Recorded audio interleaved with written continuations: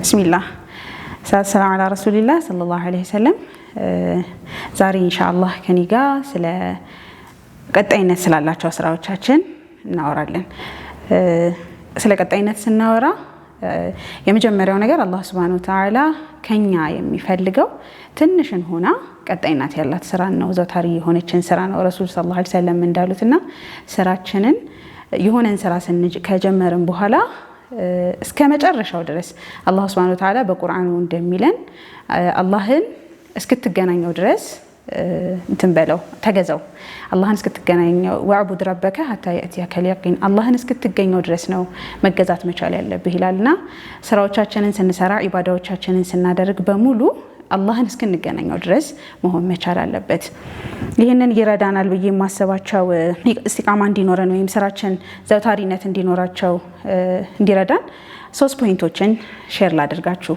የመጀመሪያው ስራዎቻችንን በትንሹ መጀመር ነው። ረሱል ሰለላሁ ዐለይሂ ወሰለም እንዳሉት አላህ ከኛ የሚፈልገው ትንሽን ስራ ነው። ዘውታሪነት ያላት ሆና ትንሿን ስራ ነውና ከትንሹ መጀመር መቻል።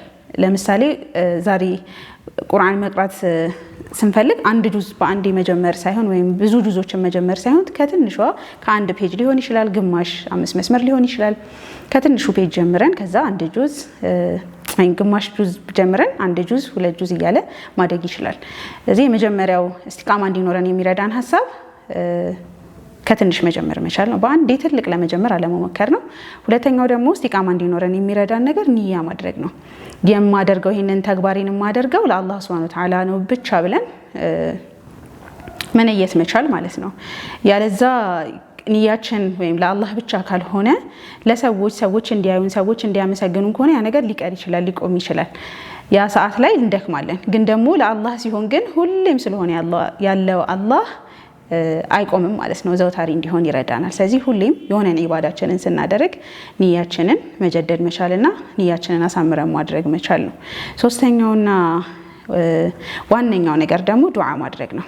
አላህ እስቲቃማ እንዲሰጠኝ ለአላህ ዱዓ ማድረግ መቻል ማለት ነው። ረሱል ሰለላሁ ዐለይሂ ወሰለም ያ ሙቀሊበል ቁሉብ ሰቢት ቀልቢ አላ ዲኒክ ይላሉ አይደል? ስለዚህ ሁሌም አላህ እኛ ጋር ኢባዳው ላይ እንድንበረታ እስቲቃማ እንዲኖረን ጌታችንን አላህ ዱዓ ማድረግ መቻል ይኖርብናል። የመጨረሻ 2 እንትኖችን ቲፖችን ልስጣችሁና በቃለሁ። ሌላ እስቲቃማ እንዲረዳ ማለት ነው ጓደኛ መምረጥ ነው። ወደ ኢባዳችን ላይ እንድንበረታ የሚረዱንን ጓደኞቻችንን እነዛን ጓደኞች እነዛን ስብስቦች ከነዛ ስብስቦች ጋር መሆን መቻል ነው። የመጨረሻ ቲፔ ደግሞ እውቀት ሊኖረን ይገባል ነው የምናረጋቸው ኢባዳዎችን ምን ልናቃቸው ይገባል። እነዛን ኢባዳዎች በማድረጋችን የምናገኘው ትሩፋት ምን እንደሆነ ማወቅ መቻልና እነሱን ስናቅ ያንን ትሩፋት ለማግኘት ስለምንጓጓ እስቲቃማ ይኖረናል ማለት ነው ስራችን ላይ ኢንሻአላህ። አላህ እስቲቃማ ከሚኖራቸው ሰዎች ያድርገን።